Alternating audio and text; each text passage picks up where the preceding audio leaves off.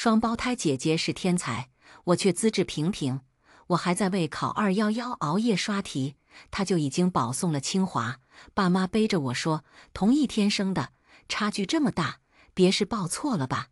亲戚们讽刺我，这孩子天赋不行，怎么努力都比不上他姐。后来，连我男朋友都开始向着他，连自己亲姐姐都嫉妒。你真可怕！姐姐嘲笑我，你永远不可能赢过我，认命吧，妹妹。可是我不想认命。江月转学来的那天，是一个阴雨绵绵的春天，教室里人声喧闹，却在江月进门的下一秒就安静下来。我叫江月，是新来的转学生，也是江莹同学的双胞胎姐姐。她说完，微笑着等待有人问出被问过无数遍的：可是你们俩长得一点也不像啊。是啊，江莹长得那么普通，你可比她好看太多了。双胞胎的长相可以差这么多吗？班长努力回想，终于一拍手：江月，你是不是那本去年刚得文学金奖的《岁月》的作者？江月落落大方的点头：那是我13岁写的书，好厉害呀！班长连连称赞，又瞟了我一眼，怪不得江莹作文写这么好，肯定也是向你学习的吧？我掐着手心，没有说话。突如其来的荒谬的无力感几乎要吞没我，数不清第几次了。只要江月出现，稍微展露一下他惊人的天赋，我拼命努力才得到的成果，就会被轻飘飘的一笔带过。从小到大都是这样。虽然是双胞胎，我和江月的长相却从小就天差地别。她白白软软，我又黑又瘦。3、4岁，我还穿着背心短裤在院子里翻小人书时，他就已经开始研究穿搭，精心护理自己留长的头发。现在不保护好，以后迟早是要秃的。他斜睨了我一眼，美商要从小开始培养。江月就像小说里的女主角，不管想要什么，最后一定能达成目的。可我就算拼尽全力，都赶不上她的衣角。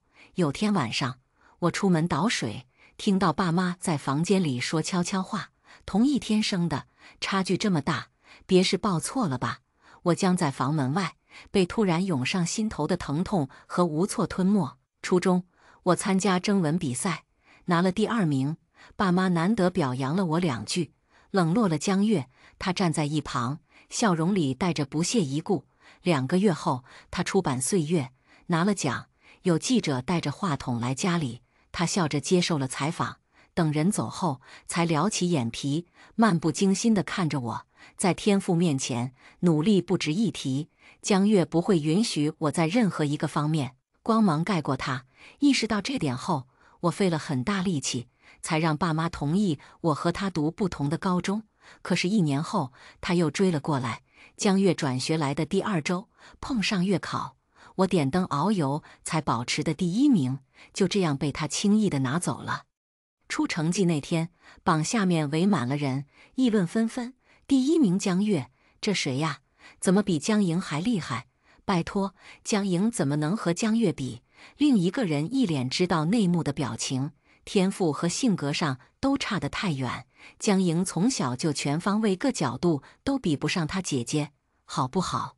我站在人群最外面，安静地听了一会儿，转身却迎面撞上周怀。他唇边勾着轻笑，看着我：你要去哪儿？回去学习。他往我身后看了一眼，了然道：你的第1被抢了呀，是你那个讨人厌的姐姐。他眯着眼睛，伸手强行给我戳了个笑脸。别不开心了，笑一笑，哥帮你摆平他。周怀是我男朋友，虽然和我同岁，但他跳过级，比我高1级。其实一开始我没答应他的表白，因为我觉得恋爱会影响我学习。结果困扰我一整节自习的压轴题被他随手解出来。他拿书挡着我们俩的脸，笑眯眯地看着我：怎么样，和我谈，可以24小时做你的免费家教。24小时？对呀。他理所当然地点头。只要你有问题要问，就算我半夜睡着了，也会起来给你解答。其实周怀和江月是同一种人，天赋齐家，不需要怎么努力就能取得旁人遥不可及的成绩。我曾经问过他为什么会喜欢上我，因为我觉得我就是普通人。当时周怀点着下巴想了想，可是我觉得你一点也不普通啊，你随时随地都在努力的样子，简直闪闪发光。高一一整年，晚自习结束后，我总是最后一个走。周怀说，他已经默默注意我很久了。回想起来，从小到大，不管是爸妈还是身边的亲戚，他们眼睛里好像只能看到江月。在他的天才光环下，不管我做什么，都很难被褒奖，甚至被看到。周怀是唯一看到我的那个人。我跟周怀说，考不过他是我技不如人，你不用插手，我自己解决。大概是这话听起来有些不近人情，他明显有点不开心，但我本能的不想让他接近他。江月的身上好像有一种神奇的力量，像是爽文里强大的女主光环，所有和他接触过的人都会对他产生好感，所有他想达成的目标，多困难都能达到。想到小时候他那些奇怪的言论和举动，我甚至觉得他和我不是一个年龄的人。江月来的第2个月，我最好的朋友站在了他那边，皱着眉指责我。我觉得你对你姐恶意太大了，她明明是个优秀又亲和的人，有什么活动，班上的同学几乎不由自主的就围在了她身边，也就自然孤立了我。那天下午，语文老师突然把我叫进办公室，他神色凝重地问我：“江莹，你和你姐姐之间是有什么误会吗？没有，没有的话，你为什么要抄她的作文？”头顶灯光打下来，耳畔有什么声音嗡嗡作响。好半天，我努力吞咽了一下，才有些困难地开口：“您说什么？”他翻出2张作文纸，摊开在我面前，一篇是我写的，另一篇是江月的字迹，内容几乎一模一样。这本来是我交上去用来参加全国作文竞赛的，这是个分量很重的比赛，如果拿到金奖，之后的几所顶尖大学自招考试会有30的加分。我字字斟酌、呕心沥血才写出来的作文，怎么会是抄江月的？我有些艰难地扯了扯唇角，为什么不能是江月抄我的呢？江莹，我一直觉得你是个踏实稳重的学生，怎么也学会说谎了？老师呵斥一声：“你姐姐13岁就能写出文学著作，她去抄你的作文，你知不知道她比你先教了好几天？何况这篇文章字里行间都是灵气，文笔老练，以你的水平，怎么可能写得出来？”我看着他满是失望的眼神，想到不过是1个月前，他还在鼓励我。勤能补拙，天赋固然重要，但对一个学生来说，他是努力才是最靠得住的。忽然觉得这个世界荒谬极了。最后，他下了结论：“你这篇我打回了，要么重写一篇交上来，要么这次比赛你别参加了。”我攥着作文纸走出办公室，外面日光晴好，一片刺目。走廊的拐角处，江月正站在那里等我，脸上挂着一贯温柔的浅笑。“小莹，老师找你是为了什么事呢？”我没有理会他，挺直了脊背往前走。错身而过的一瞬间，他压低了声音对我说：“放弃吧，这场大赛是关键剧情点，我必须拿第一。”我停住，转头看着他永远从容不迫的表情。我会写出更好的文章，拿到那30分的加分。江月笑了，语气轻蔑至极：“你没机会，小莹，上天是永远站在我这边的，不信就走着瞧吧。”1上午的课，我都没怎么听进去。语文课上，老师重点表扬了江月，说他的作文很出彩，又说希望有些同学摆正心态，不要因为嫉妒做出自毁前途的事情。他没有点名道姓，但全班同学都在看我，无尽的难堪涌上来，我还是挺直了脊背，神色如常地平视前方。前桌有人小声嘀咕了一句：“脸皮真厚。”我的性格一直算不上很讨喜的那种，但在江月转学来之前，在班里的人缘也不算很差。他只不过来了1个多月，就轻而易举地拿走了我的一切。我忽然很想周怀，这一刻我意识到，我好像只剩下他了。可是平时1、2节课见不到面，就会疯狂发消息给我的周怀，1上午都没有联系过我一次。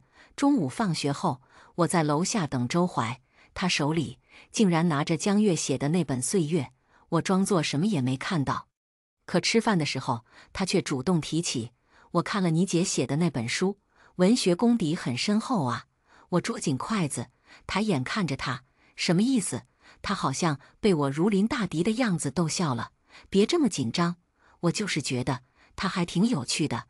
那天中午，我没有等到周怀，于是去隔壁高三的教学楼找他。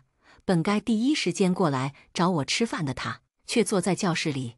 而那个逆着光坐在他面前课桌上的人是江月，他弯着月牙一样的眼睛，笑眯眯地看着他。我和小莹是亲姐妹，就算有什么误会，我也不会怪她的。阳光照在周怀脸上，太过灿烂，我没能看清他的表情，只能听见他带着淡淡心疼和怜惜的声音。可是江莹好像不这么想，她从来都没把你当姐姐，你又何必把她想得那么好呢？江月咬了咬嘴唇，似乎是被他的话触动，眼睛里涌现出一丝真切的难过和脆弱。他软着嗓音问：“那你要不要安慰我一下？”话音刚落，周怀伸手扣住他腰肢，把人猛地从课桌上拽下。江月整个人扑进他怀里，被他按着脑袋埋在胸口。这样够吗？不够。江月摇了摇头，撑着他胸膛，仰头吻上去。我站在窗外，沉默地看着这一切，好半天才转身离开。很默契的，我没有再找过周怀，他也很默契的没有再找过我。直到周五放学回家后，我把自己关在狭小的卧室里，全身心沉浸在文字的世界，想写出一篇更好的文章来。房门却被人大力拍响：“江莹，你给我滚出来！”我放下笔走出门，迎面而来的是我妈一个恶狠狠的耳光，打得我偏过脸去，口腔弥漫开血腥气，嗡嗡作响的耳鸣声里，我缓缓扭过头。你姐姐到底做了什么，让你这么记恨？她尖声训斥。如果不是有同学发现，这么冷的天，她是不是要被你关在琴房里一晚上？我的目光越过她肩头，落在后面满脸泪痕的江月和她身边的周怀身上。江月身上还披着周怀的外套，手背和肩膀有一点擦伤。她含着泪微笑：“没事，小莹肯定不是故意的，说不定只是想跟我闹着玩。而且我已经自己翻窗爬出来了。从小到大，她一直都很懂怎么挑动爸妈的怒气。果然，我妈怒火更盛。都到这个时候了，你姐姐还在替你说话，江莹，你有没有良心？”我冷笑一声，我没有关她，懒得再理会。我正要转身回房，手腕却被一个人拽住了，是周怀。他盯着我一字一句道：“撒谎精！你亲口跟我说过，你很讨厌你姐姐，你抄她的作文去参赛被发现了，怀恨在心，所以故意报复她吧？”我目光下移，落在掐着我手腕的那只手上，是我熟悉的触感和温度。我们牵过很多次手，课间操擦肩而过的时候，他都要弯起唇角，在汹涌的人潮中偷偷勾住我的手。有时候晚自习，周怀会偷偷从隔壁教学楼溜出来，敲敲窗口，递给我一盒温牛奶。学得太专注了，那时候他故意板着脸，摆出不高兴的样子。你男朋友来找你都没看到。为了哄他开心，我伸出手指在他掌心挠挠，周怀就红着耳朵低咳一声：“咳，牛奶快点喝，我先回去了。”有不会做的题给我发消息。现在他为了我姐姐，捏得我骨头发痛，眼神里满是厌恶。我心里一片酸涩，低低开口：“你明明知道，我只想摆脱他的阴影，却被强行打断。你天赋本来就不如你姐姐，为什么总想踩着她往上走？江莹，你这个人真的很恶心。”晚上，为了安抚江月，我被妈妈关进了黑暗逼仄的储藏室，第二天就发了低烧。我强忍着脑内昏沉，艰难地写完了新的文章。1个月后，入围名单公布，我和江月的名字都在上面。她在无人的自习室堵住我：“小莹，不要白费功夫，你走不到最后。”虽然脸上带着惯有的微笑，但我还是看出了她的不快。别狗叫！我冷淡地说完，拨开她出去，在学校小卖部拿了一盒牛奶。付钱时却撞见了周怀，那天他送江月回家之后，我就跟他提了分手。当时周怀嗤笑一声，该说分手的人应该是我吧。可等我真的走远了，回过头，却看到他站在原地，直直望向我，眼睛里有迷茫的神色一闪而逝。分手说的果决，但我心里的难过做不得假。在我永远给江月做配的人生里，周怀是第一个满心满眼都是我的人。我本以为他是特殊的那个，最后却还是轻而易举被江月抢走了。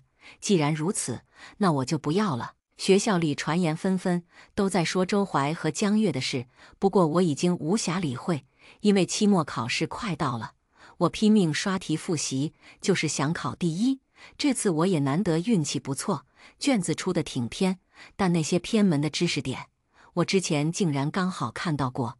我几乎以为自己一定能把第一拿回来了，结果最后一门化学快要考完的时候，巡考老师忽然出现在考场，接着我就被带出去，押到了年级办。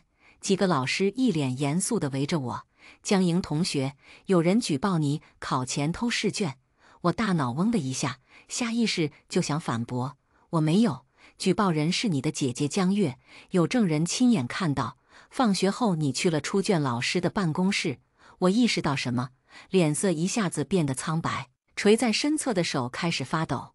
我用另一只手按着他，颤着嗓音问：“证人是谁？”高三6班的周怀同学。当着所有老师的面，江月掉了眼泪，她红着眼圈说：“小莹是我妹妹，我不能看着她走上歧途。”我不是没有辩解，但根本没有人相信，尤其是查过前面几场的考卷，发现我把那种知识点很偏的题尽数做了出来之后，最终我被扣上作弊的罪名，成绩作废。江月依旧是第一，进了火箭班，我被分去了最差的班级。每天上课后几排的男生吵吵嚷嚷，快要盖过老师讲课的声音。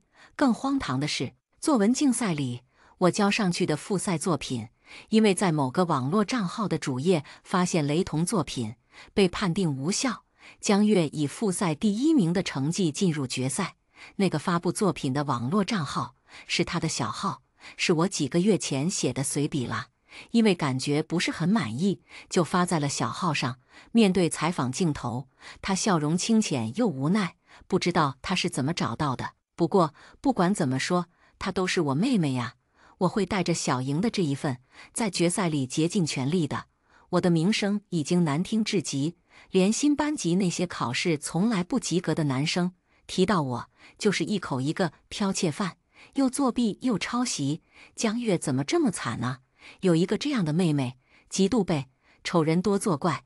决赛是现场限时创作，江月拿到第一的消息冲上热搜，给她颁奖的是一个染着红发、眉眼肆意张扬的少年，据说是什么京圈的小少爷，叫江川。这大赛就是他家里赞助的。我看着视频里江月站在冠军台上，我妈推门进来，语气不耐：“赶紧出来吃饭。”江莹，你看什么呢？还有脸哭？抬手摸去，我才发现自己满脸泪痕。不知道为什么，我总觉得站在那上面的本该是我。江月回到学校后，除了冠军奖杯，还带回了一个人，那个叫江川的小少爷转来了我们学校，靠着家里的关系，他免试进入火箭班，和江月做了同桌。第2天就来我们班，坐在课桌上，看着我恶劣的笑：“就是你心思歹毒，整天想着把你姐姐拽下来呀！我要看着月亮永远明亮，所以你完了。”我其实不太愿意去回忆那段日子，像是一场永无尽头的黑色的梦境。江月来敲我卧室的门，笑着说：“小莹，我就说吧，你的努力不会有结果的。”周怀高考结束，去了北大，他跟江月说：“我会在北京等你。”江川根本没把他放在眼里，他一直追着江月，可他总是淡淡的，对他若即若离。这个时代，寒门难出贵子，已经很难靠自己实现阶级跨越了。他对江川说：“但我不信邪，我总要自己全力以赴试试。所以，等我们站在平等的位置再说吧。”这番话对那位从小娇生惯养的小少爷来说，堪称振聋发聩。他对江月简直就是从欣赏到崇拜信仰，而我在所有人的鄙夷和刁难之中，疯了似的学习，却因为各种意外，始终没能离开那个最差的班级。自招考试那天，我妈特意早起给我和江月做早饭，可是她明知我花生过敏，却在里面放了花生酱，也没有告诉我。饭还没吃完，我喉咙像被什么东西堵住了似的，渐渐地喘不上气。妈，小莹好像身体不舒服，你快来看看。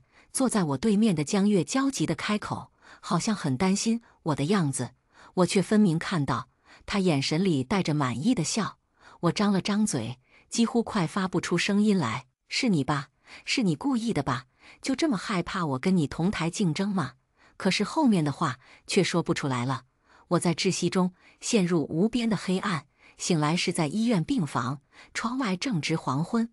我错过了面试，而江月在面试里拿了第一，再加上加分，直接保送清华。自招结果出来，江川很高兴，他请全校喝星巴克，特意漏掉我。萤火怎么能与皓月争辉呢？有些人就是天生该待在泥潭里，永远。大家喝了他请的饮料，当然是纷纷应和。我问我妈，我花生过敏你记了10几年，为什么偏偏那天在面条里放了花生酱？她不敢看我的眼睛，小声说，忙忘了。我爸拍着桌子呵斥我，不乐意就自己做饭吃惯的你，离高考还有3个月。我从家里搬了出去，在学校附近租了一个小房子，位置很偏僻。每天下晚自习回去，我打着手电，一路心惊胆战。那段时间，我基本上没想起来江月，只是拼命刷题，熬夜熬到头发大把掉。我的人生信条，总归不会是遇到困难就放弃，竞赛资格被取消，还有自招的路走不通，还有高考。像我这样的普通人，10几年的努力就系在那几张薄薄的考卷上。高考前一天晚上，我妈忽然来看我，她道歉，做了一桌子菜给我，拍了拍我的肩膀，小莹，好好加油。但我一口也不敢吃。晚上睡前，我确认了很多遍手机闹钟，但第2天醒来，它们还是莫名其妙被关掉了。好在一直以来锻炼出的生物钟，让我6点钟就自然醒。我检查好准考证和笔袋，准备步行去2公里外的考场。拐进一条僻静的小路时，天色一暗，下一秒，引擎巨大的轰鸣声由远及近，一辆法拉利急刹，横亘在我面前。开车的人推开车门走下来，露出那头火焰似的红发，冲我笑笑。去考试啊？心好像一下子就沉进无底深渊。我一边把发抖的手背到身后，想拿出书包里的手机，一边强装镇定地说，江川，今天也是你高考的日子。高考？他冷笑一声，我不考也能上最好的学校，你以为我跟你这种人一样？小腹骤然传来一股剧痛，我思维迟滞了1秒，反应过来时，已经被他用力踹在小腹，整个人摔倒在地，手机也飞了出去。我挣扎着想要站起来，他却回到车上，重新发动车子，加速向我驶来。这么想去高考？行啊，腿断了就爬着去考场吧。法拉利的轮胎碾过脚踝，我好像听到了骨头裂开的轻微声响。濒死的痛感里，我扣紧地面，一点点往前爬，在地面拖出一道断续的血痕。身后传来江川嚣张肆意的笑声，还真爬呀！靠，真他妈像条狗一样。我终究没能参加高考，住在医院里，断裂的小腿骨被打进骨钉，疼到每天都要打止疼针。我甚至连为自己讨公道的权利都没有，因为我还没有成年。这些事由我的监护人决策。这期间，警察来过，当着他们的面，江川跟我道歉，然后我爸妈选择了拿钱和解。我靠在床头，很平静地看着他们。我妈大概是有点愧疚的，不敢跟我对视，只是低着头削苹果。那是江家的小少爷，家里手眼通天的，跟他作对没有好下场。况且他跟月月，苹果被递到我手上，我哑着嗓音问，为什么不干脆只生江月一个？然后啪的一声，苹果被我爸猛地从手里打落，他指着我的鼻子骂：“别给脸不要脸！反正你作弊抄袭也不是一次两次了，要在高考考场上作弊，我还丢不起那个人呢。我知道江川的家里人已经打过招呼，能让他10年都没动过的位置再往上升一升。我还知道今天出成绩，江月是省状元。”输液瓶里带着镇定剂成分。他们怒气冲冲离开后，我在渐渐上涌的困意里沉沉睡去。半梦半醒间，有人推开房门进来。哎呀，这么惨呢！是江月的声音，带着毫不掩饰的恶意和快慰。是不是很难过？我现在所得到的一切，本来都是你的，凭什么你靠着女主光环，年少成名，一路顺风顺水？我就是不爽，就是要把你拉下来。我努力想睁开眼睛，浑身却像被什么重物压着，连手指都不能动一下。直到关门声响起，他的脚步声渐渐远去。这天晚上，我做了一个梦，一个很奇妙的梦。梦里的江莹是独生女，没有什么双胞胎姐姐。从小，我的刻苦努力就受到所有人的赞扬，也很快显露出自己在文学上的天赋。周怀一直在追我，不过我背试好过太多次了，没有答应他。在作文大赛上拿到第1名之后，我认识了江川。不过因为他的性格太过乖戾任性，哪怕为了我转学过来，我还是跟他说，等我们站在平等的位置再说吧。江川一直持之以恒地追在我身后，最后我终于被他打动。后来的人生波澜壮阔，跌宕起伏。在建立起自己的商业帝国之后，我把这些年的历程写成了一本书，还拿了奖。那本书就叫《岁月》。我猛地睁开眼睛，发现自己浑身都是冷汗。梦里的场景真实的仿佛亲身经历过。直到江月的声音又一次响起：“小莹。”我抬头望去，她站在门口，穿着华丽的礼服裙，笑容甜美。还记得吗？今天是我们俩的生日。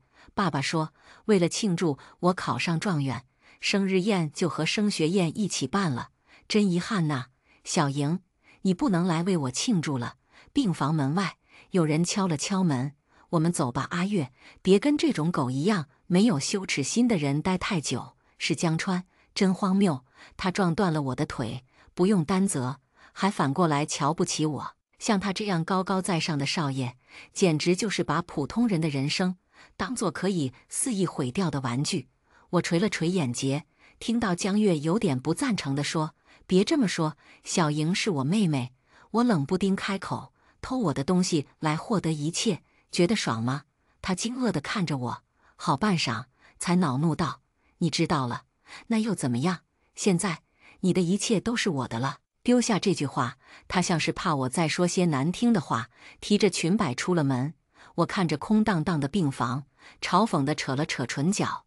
可是你只能偷走已知的作品，我的大脑，我的思维，我所见所想与灵感碰撞出的火花，我还没写出来的创作，只要给我一支笔，一切都是未知的。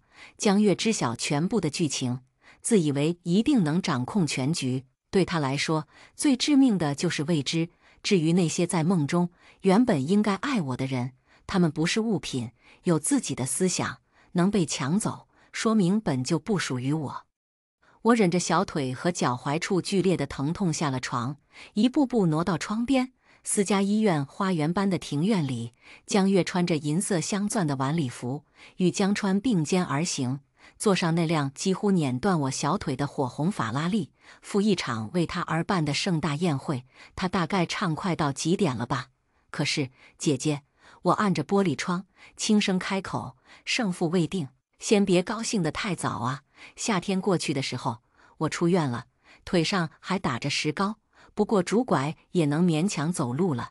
江月去北京上大学，江川被家里人送到国外。我转入另一所寄宿制学校，开始复读。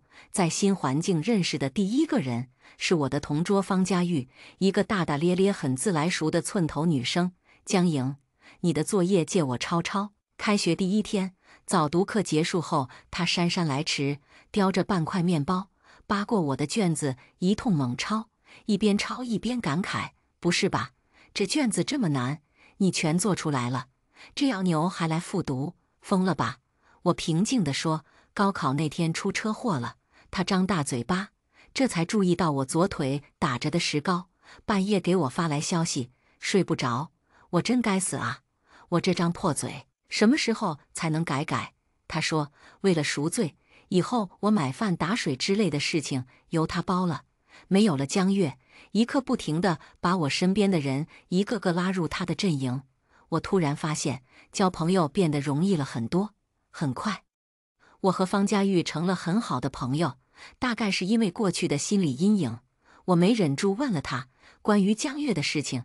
方佳玉满脸不在乎，你姐再牛也是她的事，我交朋友只看合不合我眼缘，仿佛是为了验证她的话。11假期的时候，江月回家，跑来学校找我，她故技重施。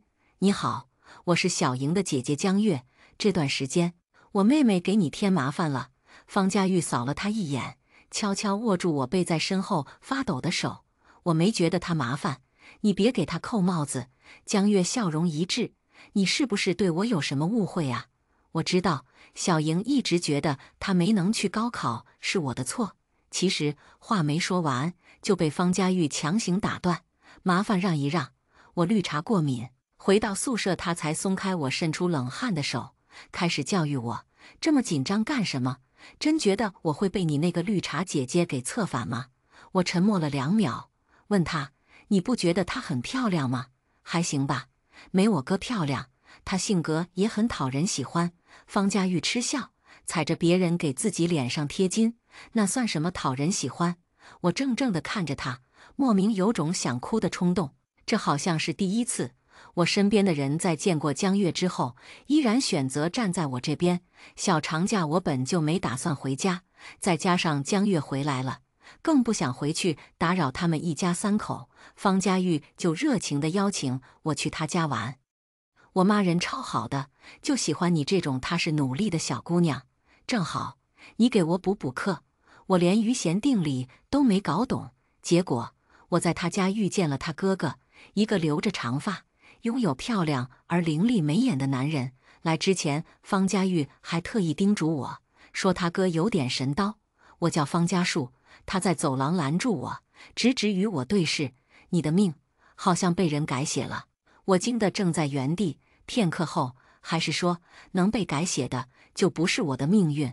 如果医院里那场梦是我原本该经历的剧情人生，那么如今我已经跳出了原定的剧情，接下来要怎么写，该由我执笔了。复读的这1年，我几乎没有回过家，也就除夕回去待了1晚上，第2天一早就离开。我爸如今中年高升，春风得意，根本无暇顾及我。我妈好像有点失落，但江月讲2句甜话哄她，转头就把我抛在了脑后。在这个家里，我的位置从来都是多余的。我背着包，在街上漫无目的的游荡。大过年去打扰方佳玉不太好，我打算找个酒店住到学校宿舍开门。结果一辆阿斯顿马丁突然停在路边，车窗打开，方家树搭着方向盘，望着我勾唇，走吧。方佳玉在家念叨你半天了。我面无表情地看着他，别这么看我。方家树笑意越发加深。我说过，我能看到你的命。坐进车里，拉上车门，我突然问他，你说你能看到，那我的命运是什么样子的呢？车内安静片刻，一片黑色。他说，但见萤火。高考成绩出来那天早上，我妈恰好打来电话，她很不开心地说，你还打算在你同学家里住到什么时候？江莹，你弄清楚，你家在这里。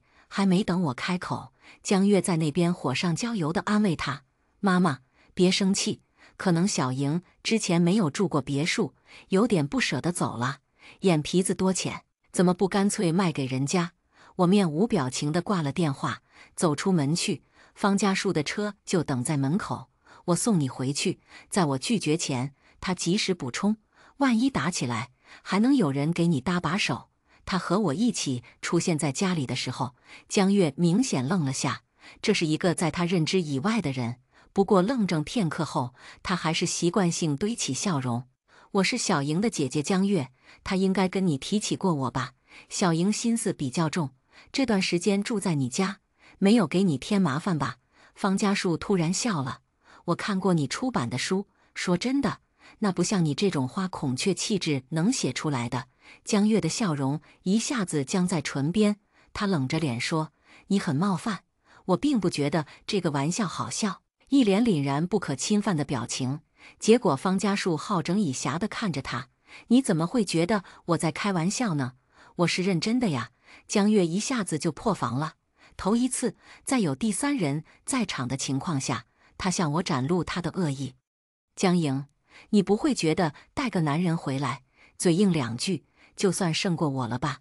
今年高考考纲改革，凭你有限的天赋，再学也就那样，你永远都不可能赢过我。仿佛是为了应和他的话，门铃突然响起，几个西装革履的老师站在外面。请问，这是省状元江莹同学的家吗？我们是清华招生办的。后面的人又跟着开口：江莹同学，考虑北大。我看着江月不可置信的表情，弯了弯唇角：你不相信吗？努力的力量。后来我回想这一年，还是觉得万分感慨，因为这一届的确正赶上高考改革，考纲范围修改，很多从前学的东西又要重新掌握，让我不得不付出12分的努力。市面上能买到的所有题集几乎都被我刷遍了。最难熬的深夜，我灌下无数杯冰美式，把风油精涂上太阳穴，在痛苦的清醒中保持大脑高速运转。每一次联考和模考，我都是第一。人与人的天赋从来都不是不可逾越的鸿沟。我姐姐，也就是江月，总是轻视努力的分量。那时候，我坐在食堂里，跟对面的方佳玉说，她觉得自己靠着先知先得，能战胜一切。她觉得她与我的天赋是不可逾越的鸿沟，但这个世界上，学习已经是为数不多能靠量变引起质变的东西。如今的结果就是最好的证明。在爸妈惊愕的眼神里，我选了北大。后来我回房间收拾东西，江月却把我堵在门内。他明显是急了，口不择言：“为什么不敢去清华？你还是怕我，害怕跟我同台竞争？你以为去了北大就会好过？只要我跟江川开口，你未来的日子照样不会翻身。你知不知道他有多听我的话，很伤心吧？江莹，他本来该是你最忠心的狗。”说到这里，他的语气又得意起来。我终于收拾好行李箱，抬眼看着他，我不稀罕。离开后，我妈给我打了很多通电话，我一个都没接。后来她又开始给我发消息：“你考得这么好，妈妈也为你开心，给你办个升学宴吧。”过去的事情都过去了，一家人哪有隔夜仇？你就不能和你姐姐好好相处吗？都在北京，彼此也能有个照应。我一直都知道，在我们家，爸妈的爱是有条件的，谁更优秀，谁能给他们脸上争光，他们就更喜欢谁。在我爸为了他的前程选择跟江川私下和解，而我妈对此缄默的时候，我就已经不再奢求他们的爱。这个暑假，我还是很忙，忙着写书，忙着钻研代码和算法。我大学的专业报了计算机，科技的进步，某种意义上来说，真的是可以逆天改命的。开学前一天，我在机场跟方佳玉分别，她死死抱着我：“小莹，我舍不得你。军训结束我就去北京找你玩。”结果等我到了北京之后，才发现怎么哪里都能偶遇方家树。我们学校军训，你在这儿干什么？他把长发束在脑后，抱着一箱水，看着我笑：“公司给你们学校新生拨了赞助，我来看看，那需要你一个老板亲自搬水吗？”好吧。他放下水，拆出一瓶递给我：“听说那位江川小少爷人在国外，还是跟国内打了招呼，说不想让你好过。我来看看有没有人刁难你。”我沉默片刻，拧开水瓶喝了2口，又回去继续训练。方家树就很耐心地站在场边等我，直到今天的军训结束。之前我问过方佳玉，他哥到底是干什么的？好像在北京开公司，其实我也不清楚。我哥很少回家，他小时候总是哭，说能在人身上看到很多血红的丝线。我妈太忙了，就把他送到私家疗养院住了2年。有个男护士一直在虐待他，所以他跟我妈关系不好，跟我也不亲近。小莹，你好像是他第一个主动接近的人。想到这里，我问，你总是来找我，之前还帮着我对江月，到底有什么目的？目的？他眯着眼睛笑了下。如果非要说目的的话，想亲眼看一个人是怎么把被改写的命运搬回来，还挺有意思的吧。我的大学4年，忙得几乎没有什么喘息之机，除了上课和深入研究算法之外，还同时在2本国内最具分量的月刊杂志上连载小说，一本是科幻，一本是纯文学，挺有意思的。类型文学竟然能和纯文学从同一个人的笔下同时被创造出，学得越多，我越觉得心里好像有股烈焰，烧的思维都滚成沸水，蒸腾出无数各异的精彩灵感。这是江月永远无法从我这里拿走的东西。我有了一大批数量多到惊人的读者，真心又热烈地欣赏我的作品。不过比起江月，我得到的一切似乎不值一提。江川为了他提前回国，在江家人脉的全力相助下，他创立的公司很快拉到多笔融资，顺利上市。才23岁的他，身价已经数十亿，和江川的关系也算走上了正轨。这天下午，我从图书馆出来，竟然遇上了周怀。虽然在同一所学校，但北大实在是太大了，他又不屈不挠地追着江月跑。我们其实很少遇到。我面无表情，正要路过，他却叫住我：“小莹，我想跟你聊聊。”我嘲讽地笑了笑：“我们有什么可聊的？”结果他从包里拿出我写的那本《宇宙眩晕》，说：“跟我道歉，说之前误会了我。里面有一个剧情点，是很早之前你跟我讲过的那个灵感，这是你写的吧？所以当初那些被判定为抄袭和作弊的作品，也都是你自己写的吧？你为什么不为自己辩解呢？”我双臂抱胸，看着他，只觉得好笑。我没有辩解吗？我跟你说了多少次？是你从来没信过我。周怀，你的喜欢太廉价了。他怔怔地看着我，眼中又一次涌现出迷茫的神色。我却已经无暇理会。方家树的车停在校门外等我，他说要带我去见一个人，结果把我带到了江家，也就是江川的本家。我皱了皱眉：“你不要告诉我，你也被江川那傻狗策反了？他配吗？”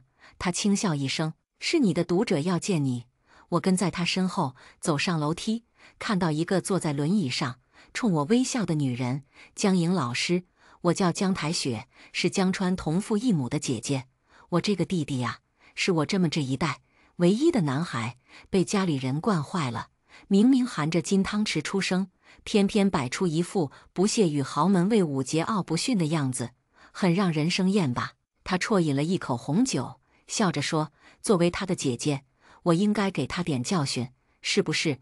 我看着他，试着在那个梦的记忆里搜索关于江台雪的消息，最终也只能记起一句：在江川继承江家的过程里，他同父异母的姐姐几度阻挠陷害，最后因经济罪锒铛入狱。江台雪说，江家从前是做实业发家的，但如今实业式微，他想进军文娱产业。江莹老师，我是你的读者，也是个商人。我托人找到你，是为了跟你谈《宇宙眩晕》和节气的版权事宜。我想，你自己应该也很清楚，你这2个 IP 的潜力有多大吧？他神色诚恳地看着我：“交给我，我可以承诺帮你缔造一个属于你的作品帝国。”我沉默不语，脑中飞速闪过很多念头。这是陷阱吗？是江川说通，家里人给我设下的圈套？江月是不是也参与了？我还知道，江川和你姐姐江月合作创立的那家公司，目前在用的管理系统，你也参与了算法的开发。他突然开口：“你一直在找证据，想扳倒他们，对不对？在这件事情上，我可以帮忙。”他迎上我打量的神色，笑笑地补充：“我在他们的公司插了人，我把版权卖给了江台雪，他为了帮 IP 造势，给我安排了一场创作访谈，还买了热搜，江月一定看到了。于是，我当年在作文大赛中成绩被作废的事情，很快登上了热搜。还有当初在一中的同学站出来，证明我偷试卷、考试作弊、人品败坏至极，弄不好这2本书也是抄的。毕竟有前科呀。这种人品败坏的人还好意思炒作什么天才小说家，抵制他的作品，负面舆论闹得最沸沸扬扬的时候，方佳玉给我打来电话，说他在网上跟人战斗了3个小时，最后对方被他骂到删屏。不光是我，还有我们整个专业班的同学。他说我跟大家疯狂安利，他们都很喜欢你的书，也相信你不是谣言里说的那样的人。小莹，我会永远站在你这边。我的心好像一下子就被某种温暖的酸胀填满了。你不用跟人吵架，我轻声说，舆论很快就会反转的。在网络上，关于江莹的新作品是她姐姐代笔的猜测闹得最凶的时候，江川乘胜追击，在一档热门综艺里安排了一个研究现当代文学的北大教授为江月背书。江月13岁写出的《岁月》，文笔虽然稚嫩，但的确有和节气诸多笔法相似的地方，所以不排除是同一个作者的可能。镜头切到观众席最前排的江月脸上，他适时露出一个笑容带泪的表情，惹人怜惜。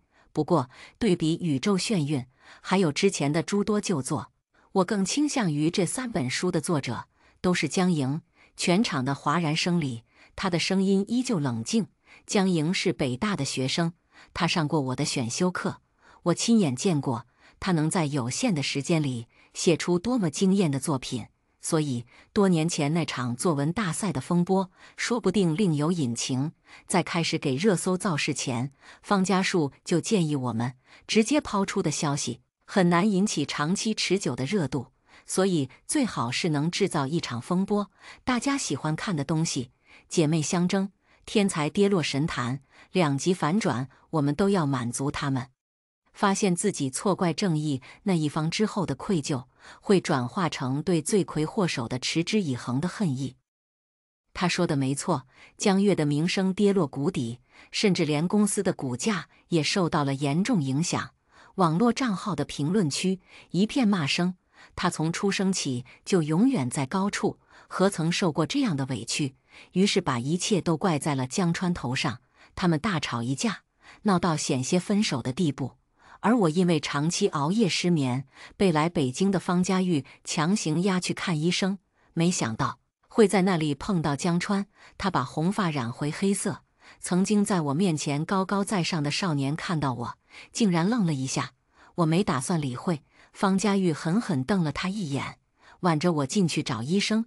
江莹，他在我身后开口，嗓音很哑，带着一股不知从何而来的脆弱。是不是哪里出了错？我跟医生说，近来我总是做梦，梦里拿冠军的人是你，我喜欢的人也是你，梦里根本没有江月这个人。很荒谬，在我已经完全脱离原剧情，大胆去走自己的路时，江月的女主光环竟也在淡去。先是周怀，再后来是江川，甚至昨晚连我妈都打来电话，在电话里跟我哭着道歉。可是有什么用呢？我要的也从来不是造成伤害之后迟来的忏悔，只觉厌烦。第2年春天，由《宇宙眩晕》改编的科幻电影上映，1个月时间斩获60亿票房。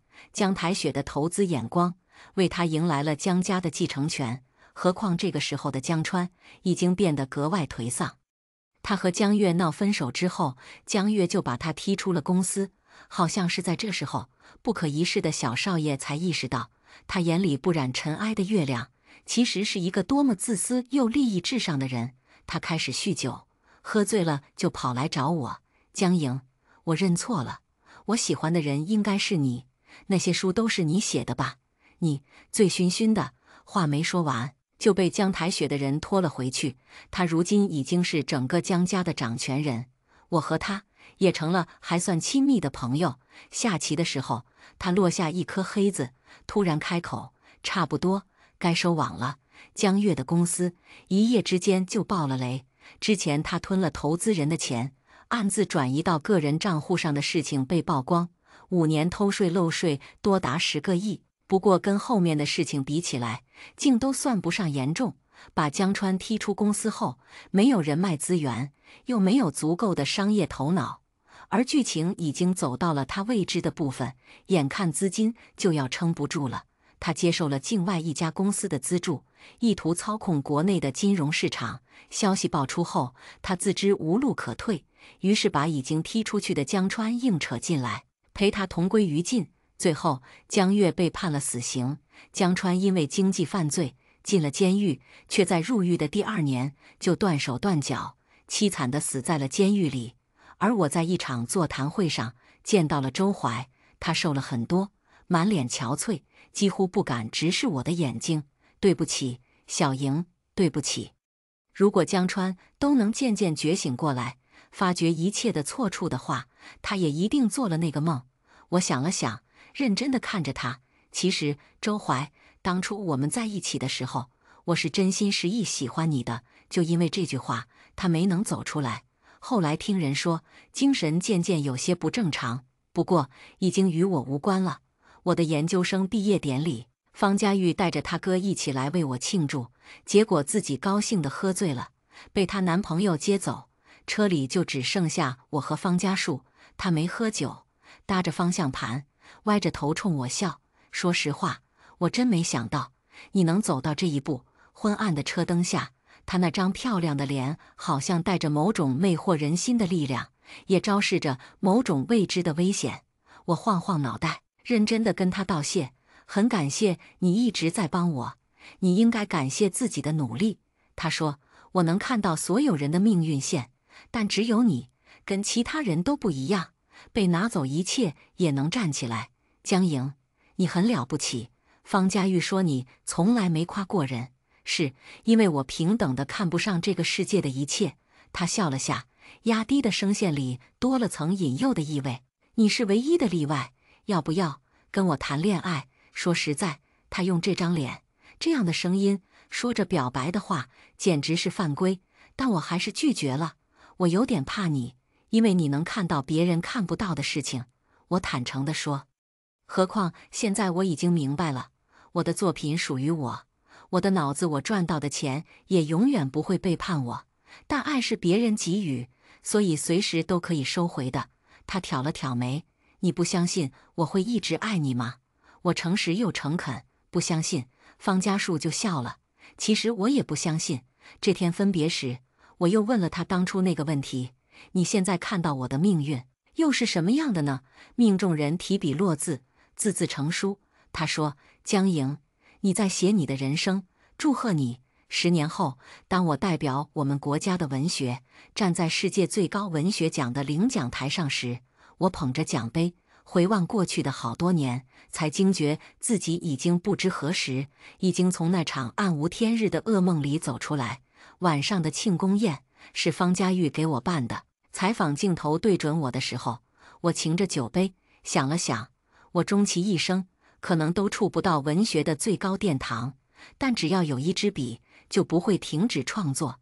人类的大脑思想能创造出千万种可能，所以敬文字，敬创作，敬文学。接下来我们进入第2个故事。我是个小有名气的占卜师，妹妹请我占卜改运，我却算出她一直倒霉是被人吸食了气运。登门找人算账时，我意外发现对方有一支神奇的画笔，香车宝马，入画即成真。姐，你帮我算一卦呗。咖啡喝到一半，林小曼突然向我抱怨道，最近不知道怎么回事，总是点背。前天着急去参加年会，结果路上遇到大堵车。更惨的是，我明明记得加满了油，油表却亮起了红灯，年会没赶上，还要喊拖车。昨天下班回家，电梯突然坏了，我好不容易爬了16楼，到了门口却发现钥匙忘在了办公室，只能再爬下去拿。还有今天，我特地提前到来点咖啡，结果一直显示小程序故障，生生等到你来才恢复正常。他搅着咖啡，一脸沮丧。这一周类似的事情不知道发生了多少次。姐，你说我是不是冲撞了什么东西？他这么一说，我仔细看了看他的面相，可除了气色有些疲惫，倒也看不出什么。别急，我帮你起一卦。林小曼是我从孤儿院收养的妹妹，我早就看过她的命理，虽是孤儿，但有祖上印币，自身又行善积德，注定是顺风顺水的富贵命。按理说不应该接连走霉运。我掏出随身携带的龟甲和骨币，让他随口报5个数字给我。风行水上，是下午爻，换卦。我猛地抬头，小曼，你仔细回忆一下，在感觉点背之前，你身边有发生什么不同寻常的事吗？看我脸色不对，他张了张嘴，有些不可置信。姐，你别吓我，难道我真的沾染了脏东西？我摇摇头，换卦象征着涣散流动。你不是冲撞了什么，而是被人偷了运势。偷了运势。林小曼捂住嘴，半晌才道：可我没发现什么不同寻常的事啊。那你运气不好是从什么时候开始的呢？他一愣，随即道：是去海市旅游回来后。年前，林小曼跟男朋友陆航去海市旅游，同行的还有闺蜜程潇，3个人跟了私家小团，把滑翔伞、潜水、海钓等等都玩了个遍。他打开相册，让我看他们的合照，就是普通旅游，一路吃吃喝喝玩玩，也没发生什么奇怪的事。我翻看着照片，脸色却越来越沉。姐，怎么了？看着他傻乎乎的样子，我恨铁不成钢。你男朋友跟闺蜜搞在一起了，你就一点都没察觉？林小曼呆住了。怎么可能？她结结巴巴道：他们不可能的。程潇是我最好的朋友，陆航你也见过的。他怎么会？我没有说话，只是随便放大了一张合照。照片上，陆航站在正中搂着林小曼，但岔开的脚尖却明显偏向程潇，而程潇侧着头，整个身体挤向中间，2个人站得很近，身体之间几乎没有空隙。林小曼什么都没察觉，只呲着牙傻乐。他又划开一张，这回那2个人没挤在一起，却隔着他遥遥相望，笑得开怀。而林小曼依旧盯着镜头独自傻乐。他打开一张又一张，最终瘫在椅背上，喃喃道：怎么会？怎么不会？走，找他们算账去。我一把拉起他，如果我猜得不错，你一直走霉运，跟他们绝对脱不了关系。他已经彻底昏了，嘴上说着不相信，但还是带我来到了陆航家。赶巧不如凑巧，刚到地方熄了火，我们就看见光天化日之下，陆航跟程潇正在拉扯。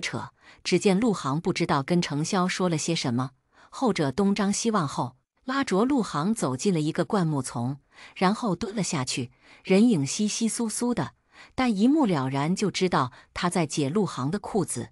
林小曼气得双眼立马红了，狗男女，他立马要下车找2人对峙，我却突然拉住了他。等等！只见陆航一边享受程潇的服务，一边掏出了纸笔，随便几笔线稿之后，他扔掉了纸，手上却多了一枚钻戒。我脸色一变：小曼，你冷静一下，先把海市旅游的经过仔仔细细从头到尾再跟我说一遍。林小曼从没看过我这么严肃的样子，她立刻乖乖坐好，将海市的行程事无巨细地讲了一遍。你是说潜水的时候，程潇在珊瑚礁里似乎捡到了东西？我听完后捡了关键处问他，但他跟你说是垃圾。我当时以为自己眼花，还问了他2次。他现在知晓2人背着自己的猫腻，便不容易被忽悠了。他肯定在骗我，因为我明明瞧着他捡了一粒大珍珠。我抬起头，那边2个人已经办完了事，程潇正拿着那枚钻戒，眉开眼笑地往手指上套，而陆航一脸宠溺，将那支看似普通的笔细心放好。之前听你说过他是美术生吧？毫无头脑的，我问了一句。听见他的回答，我手脚冰凉。难怪他可以把那支笔用得如虎添翼。林小曼已经冷静下来了，又气又恼道：姐，你是发现什么了吗？是不是就是他们偷了我的气运？我深吸一口气，发动车子。是，但这事不好弄。走，带你去找个高人，你都不能搞定的事，还有谁能帮我？灵素师太，林小曼眼睛一亮，对，我怎么忘了他老人家？灵素师太是业内有名的坤道高人，游善卜卦，因为名声在外，来求神问卜者数不胜数。但预知天象之人常受三弊五缺之苦。近几年，他已不大在人前露脸。不过我要见他倒是简单，因为我与他是忘年交。车子七转八拐，停在了一处闹市区，这里是全城市价最高的小区，安保也是顶级配置。林小曼咂舌，师太住在这里，我还以为像他那样的高人，应该住在深山老林里呢，真是大隐隐于市啊！我拉着他，别说话，跟紧我，快走。他还不懂自己招惹了什么东西，但饶是我存了警惕之心，见到灵素师太之前，林小曼还是被不知哪里来的野狗撵得摔了一跤，折断了一只高跟鞋。临近室内时，还碰上了高空抛物，还好我眼疾手快推了他一把，否则师太没见到，倒先要呼叫120了。啊，怎么这么背？他狼狈地跟在我身后，一脸苦兮兮，不赶紧化解，只会更背。听完林小曼的讲述后，灵素师太看了我一眼，慢吞吞地摘下老花镜。你听说过五色笔的故事吗？五色笔？林小曼睁大了眼睛，那是什么？我接过话头，那是个传说，《太平广记》有所记载，世间有一法宝，名曰五色笔，可化假成真，化假成真。那不就是神笔吗？我垂下头，是啊，金银美女、香车宝马，入画便能成真。这样一支神奇的笔，可不就是神笔？不，那不是神笔，是魔笔。灵素师太叹息道：“这世上哪有什么天上掉馅饼的好事？要想笔下的东西成真，便要付出相应的代价。什么代价？”林小曼问道。魔笔成真，必损六亲。六亲即父母、兄弟姐妹、子孙、妻财、官鬼和自身。他愣住了。可我跟陆航只是男女朋友关系，损六亲怎么损到我身上了？我没好气道：“因为你傻，要不是我提醒你，你是不是都准备跟他结婚了？他没有兄弟姐妹，父母又早逝，你在卦象上已然占了妻财，陆航才这么轻易就将代价转移到你身上。他第一次运用五色笔，应该就是在海市那次潜水，只是画出的珍珠价值不算很大，所以你只是走了小霉运。刚才他又画了钻戒，然后发生了什么，你都知道了。等到他画的东西越来越多，价值越来越高，你付出的代价也就越来越大。不死不休。林小曼浑身发抖，这回他是吓的。那我该怎么办？师太姐姐，你们一定要救救我！灵素师太盯着我，目光灼灼。青梧，你应该早就知道那是五色笔，来找我也不是只为了听个故事吧？我点点头。那个陆航是个美术生，他已经发现了五色笔的妙用，肯定是按捺不住的。小曼气运有损，我怕自己分身乏术护不住他，想跟你求道护身符。至于后续怎么弄，我也想请教听听您的建议。我捏了捏拳头，敢伤害小曼，我要他们吃不了兜着走。他叹了口气，你还是这个性子，这么多年了也改不了。他告诉我，其实想化解林小曼的厄运也很简单，毕竟她跟陆航没有正式结婚，只要果断分手，再远走高飞，避开相逢，时间一久，自然斩断联系。毕竟卦象不是板上钉钉，只是基于现在对未来的推测，现在变了，未来自然改变。可是，一想到陆航那个渣男出轨不算，还敢借我妹妹的气运，我就咽不下这口气。小曼，姐姐一定帮你出口恶气。我问灵素师太，拿了一堆护身符给林小曼佩戴上，然后按照商定好的，叫小曼装作什么都没发现的样子，依旧正常跟陆航还有程潇相处。只是没2天，她就绷不住了。啊，姐，究竟什么时候动手？我快憋不住了。这2个贱人天天当着我的面眉来眼去，我长点针眼就算了，关键陆航好像一直在试验五色笔，动不动就画上一两个小物件讨程潇开心。他们是开心了，可苦了我了。这个礼拜我开车爆胎，走路摔跤，就算家里蹲，不是马桶堵了，就是微波炉炸了。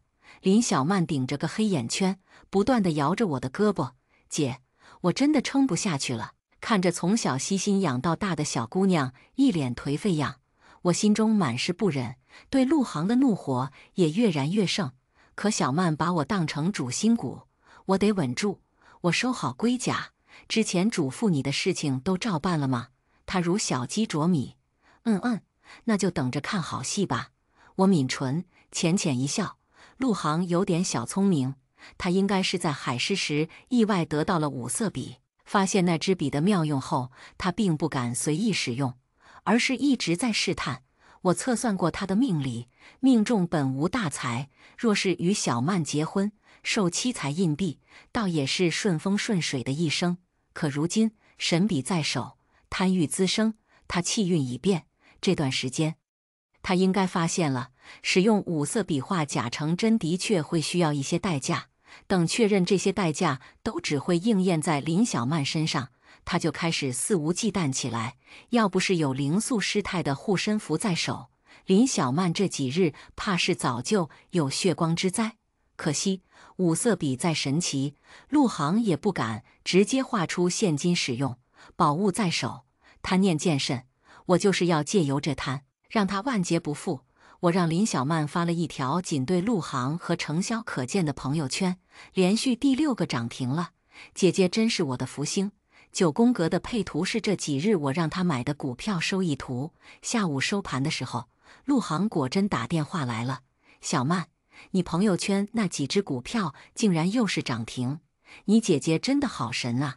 林小曼冷哼一声，骄傲道：“那当然，我早就跟你说过，我姐很会卜算，她测算出来的东西没有不准的。”那边沉默了一会，假装热心地问道：“那你有没有要她帮你测算一下？为什么最近你总是有些倒霉呀？”林小曼眸色一沉，声音却不见变化：“当然算过了，可惜她也看不出来什么，只说可能是近来我财运暴涨的一点副作用。挂了，机会难得，我还要再问问我姐，还有什么好股票可入手。”那边还要说些什么，他已经迅速挂断了电话。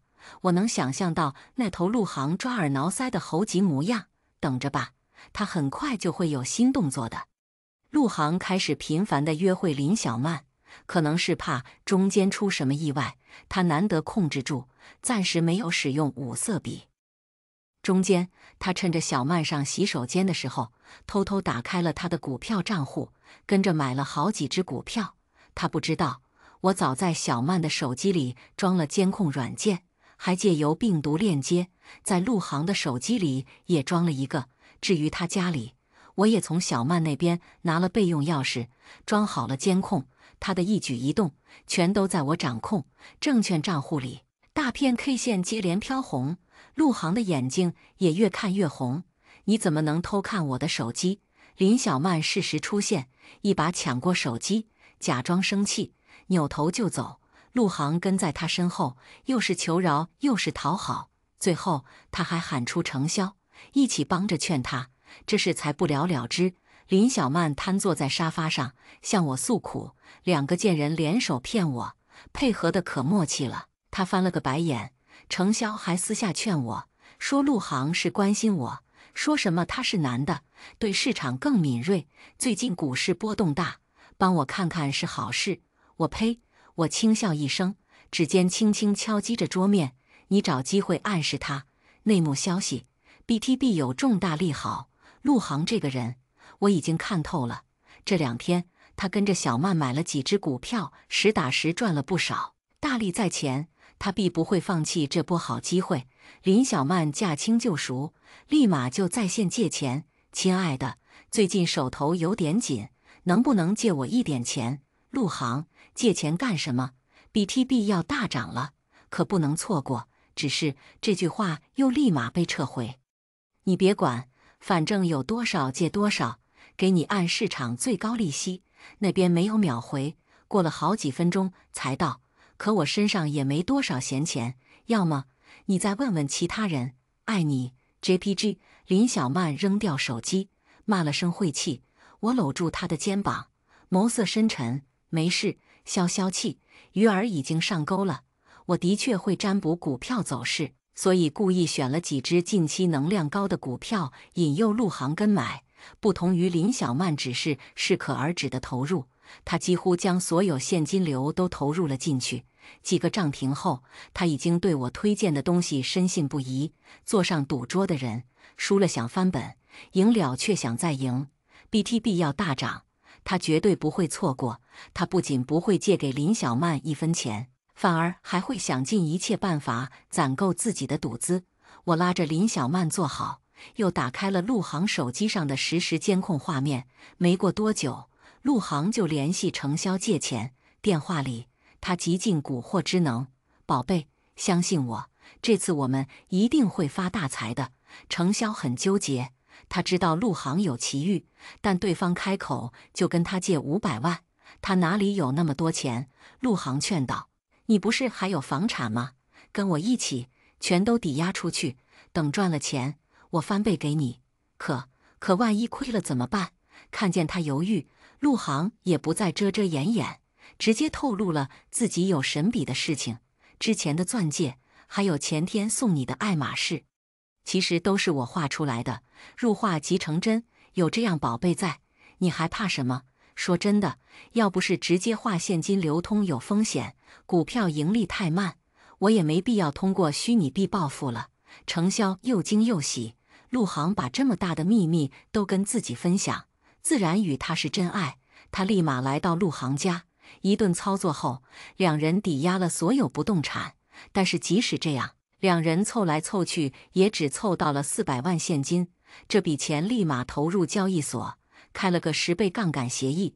2个小时后，这笔钱已经涨到了2000万。监控里，两个人激动得又喊又跳。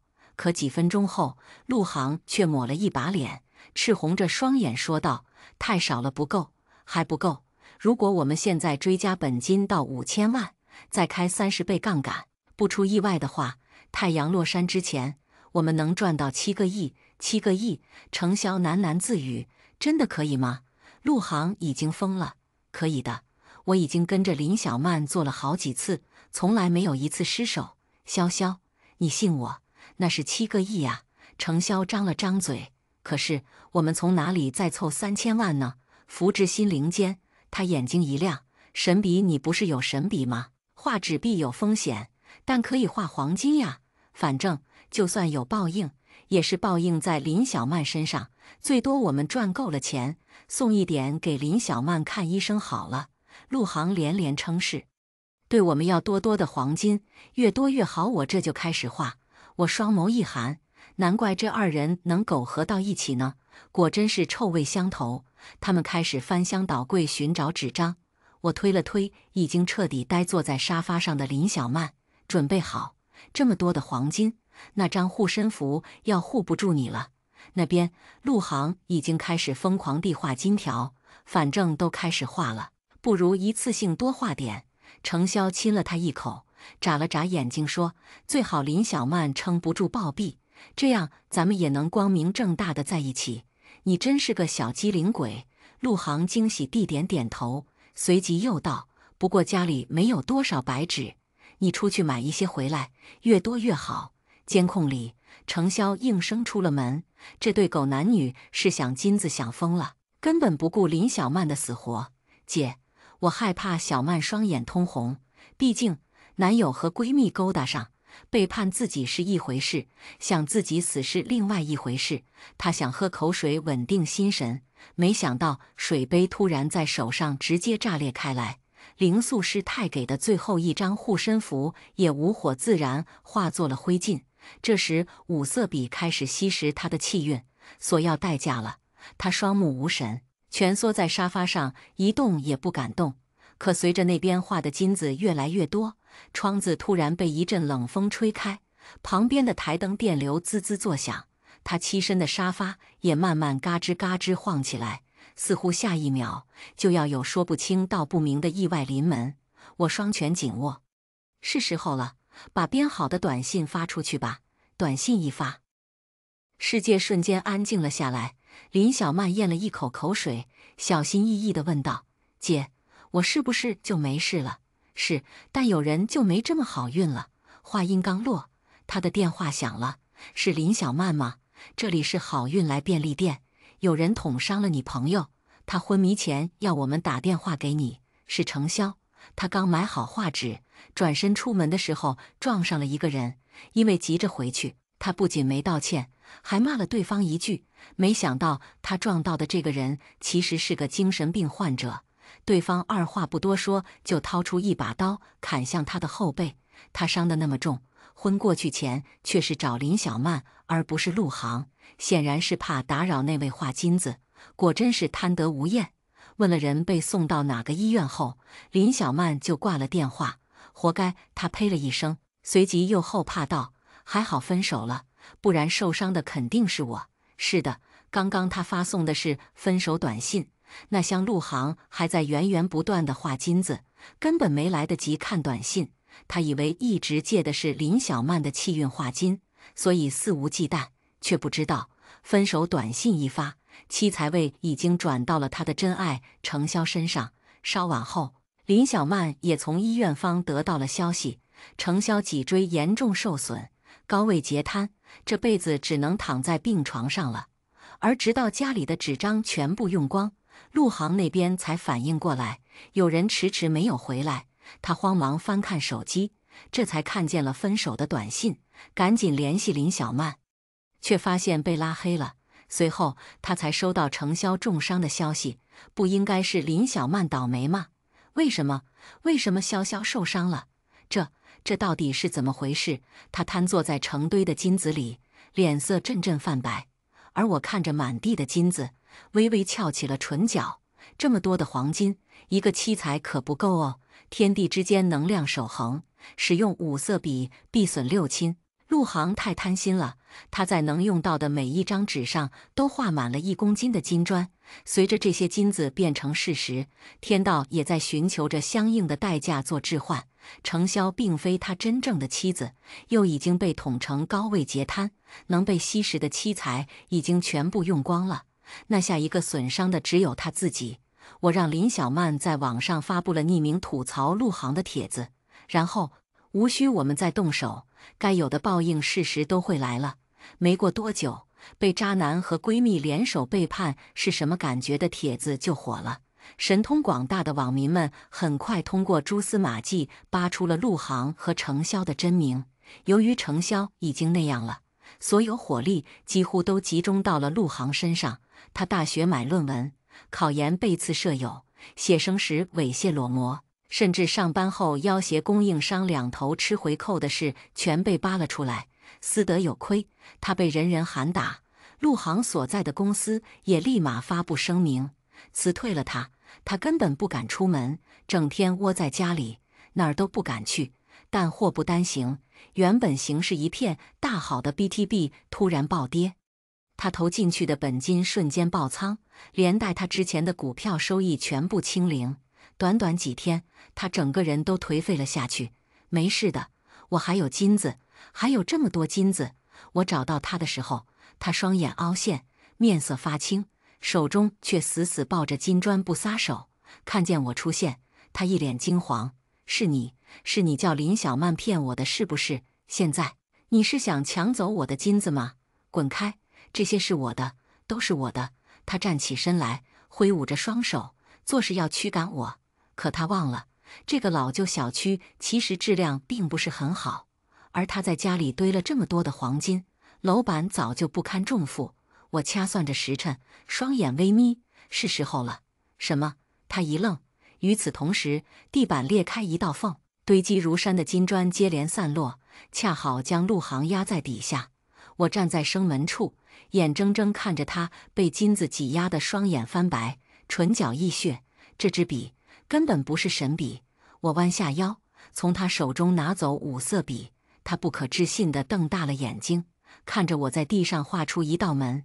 之后，所有的金子都被我从门里运到了他处。不，等到我把他身上的金子也都运走的时候，陆航嚎的只剩一口气，他喉咙里呵呵作响，却还伸长手臂想抢回笔。都是我的，我没有说话，擦掉了地上的门，然后好心的帮他打了个急救电话。喂，有人在吗？您是不是需要帮助？